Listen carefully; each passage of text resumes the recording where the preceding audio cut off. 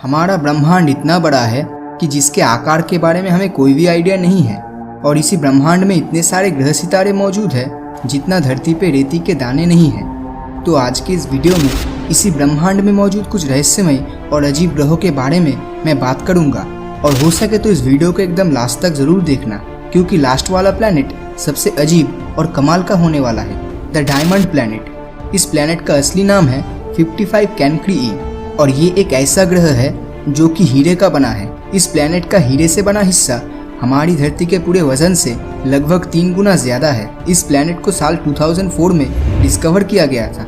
वैज्ञानिकों का कहना है इस प्लैनेट का 1/3 हिस्सा सॉलिड हीरे से बना हो सकता है। जैसा कि हम जानते हैं कि डायमंड कार्बन से बनता है, तो उसी तरह इस ग्रह का ज्यादातर हिस्सा कार्बन का बना है।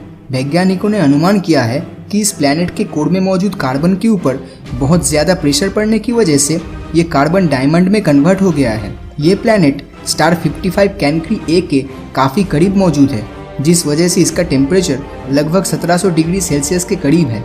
डायमंड से भरा होने के कारण पैसों के मामले में इस ग्रह की कीमत लगभग 27 नॉर्निलियन डॉलर्स की इक्वल है और ये हमारे पूरे धरती के जीडीपी से 385 क्वाड्रिलियन गुना ज्यादा है। आइडिया के तौर पे एक क्वाड्रिलियन मतलब 1 के पीछे 15 जीरोस और एक नॉर्निलियन मतलब 1 के पीछे 30 जीरोस। आई होप इससे आपको एक आइडिया तो लग ही गया होगा कि इस ग्रह की क्या कीमत हो सकती है। अगला प्लैनेट है केपलर 452b। 2015 में नासा के मुताबिक धरती के जैसा एक प्लैनेट डिस्कवर्ड हो चुका है, जिसका नाम दिया गया है केपलर 452b। जैसे हमारी धरती का अपना खुद का सूरज है, उसी तरह केपलर 452b का भी अपना सूरज है, जिसका नाम है G2। हैरान कर देने वाली बात यह है कि धरती से सूरज की दूरी जितनी है, केपलर 452b के साथ उसके सूरज की दूरी भी लगभग उतनी ही है और यहाँ का एटमॉस्फेरिक कंडीशन भी लगभग हमारी धरती के जैसा ही है। मतलब हमारी अर्थ की तरह यहाँ भी पानी, मिट्टी और हवाएं होने की प्रबल संभावनाएं हैं। इसका मतलब यहाँ पर धरती की तरह बहुत से विचित्र प्रजाति के जीवों के होने का हायर पॉसिबिलिटीज है। पृथ्वी के साथ इतनी सिमिलरिटीज होने के कारण इसे अर्थ 2.0 भी कहा जाता है। सूरज का एक चक्कर लगाने में धरती को 365 डेज लगता है और वही दूसरी तरफ केपलर 452b को अपने सूरज G2 का एक चक्कर लगाने में 385 डेज जितना समय ले लेता है। मतलब दोनों के रिवोल्यूशन टाइम में सिर्फ 20 दिन का डिफरेंस है।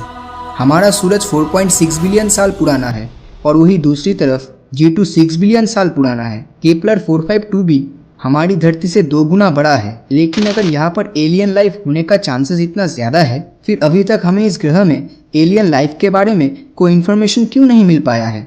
दरअसल धरती से इस प्लैनेट की दूरी लगभग 1400 लाइट ईयर जितनी है।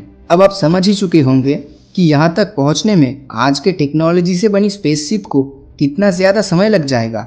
लेकिन अगर फ्यूचर में नासा, स्पेसएक्स और इसरो जैसी स्पेस एजेंसी अगर स्पेस ट्रैवल टेक्नोलॉजी को फ्यूचर में इम्प्रूव कर पाए, तो हो सकता है भविष्य में हम इस ग्रह पे कभी ना कभी ज़रूर पहुँच पाएंगे। अगर ये दोनों प्लैनेट्स के बारे में जानकर आपको मज़ा नहीं आया हो, तो ज़रा इस अगले प्लैनेट के बारे में सुन लीजिए। ये ऐसा प्लैनेट है जहाँ पर बारिश जरूर होती है, मगर वो पानी का नहीं बल्कि कांच की होती है। असल में इस ग्रह का वायुमंडल सिलिका के पार्टिकल से बना है और ये सिलिका रेती में पाया जाता है। और ये कांच की बारिश कोई मामूली बारिश नहीं है, क्योंकि यहाँ पर हवाएं लगभग 8700 किलोमीटर पर आवर के रफ्तार से बहती है। आइडिया के लिए बताना चाहूँगा, ये स्पीड साउंड के स्पीड से लगभग 7 गुना ज्यादा है। सुनकर यकीन नहीं होता है ना, लेकिन सच्चाई यही है। एक सेकंड के लिए इमेजिन कीजिए आप एक ऐसे प्लैनेट पे हो जहाँ पर ये सिलिका पार्टिकल कांच के रूप में आसमान से गिर रही है, और वो भी साउंड के स्पीड से 7 गुना ज़्यादा तेज़ी से। ये तो इमेजिन करने में भी डर लगता है। इसके साथ इस ग्रह का तापमान लगभग 930 डिग्री सेल्सियस के करीब है, जो यही सिलिका पार्टिकल को पिघलाकर कांच में कन्वर्ट कर देता है। ये प्लैनेट HD 189773b को बाहर से देखकर कौन बता सकता है कि यहाँ पर कांच की बारिश होती है। अगला प्लैनेट है ग्लीस 436b।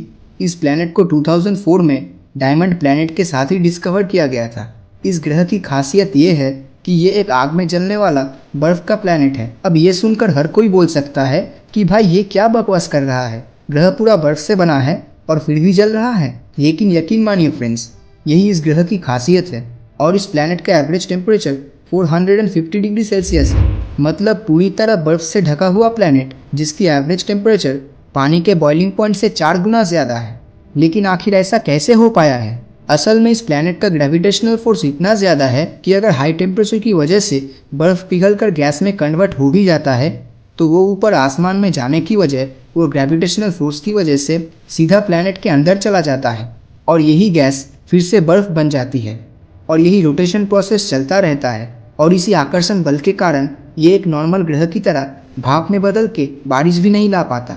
इस प्लैनेट का आकार हमारे सोलर सिस्टम में मौजूद नेपच्यून के बराबर है और अपने सूरज का एक चक्कर लगाने में सिर्फ 2 दिन 15 घंटे का समय लेता है। मतलब यहाँ का एक साल धरती के लगभग 2.5 दिन में ही खत्म हो जाता है। तो अभी तक मैंने जितने भी प्लैनेट्स के बारे में बताया वो सब हमारी धरती से बहुत ज़्यादा दूर मौजूद है, लेकिन लास्ट वाला प्लैनेट हमारे सोलर सिस्टम में ही मौजूद है जिसका नाम है टाइटन, जो कि सैटर्न यानी शनि ग्रह का चांद है। जैसे धरती का अपना नेचुरल सैटेलाइट मून है, ठीक उसी तरह सैटर्न का भी अपना मून है जिसे टाइटन कहते हैं। लेकिन इस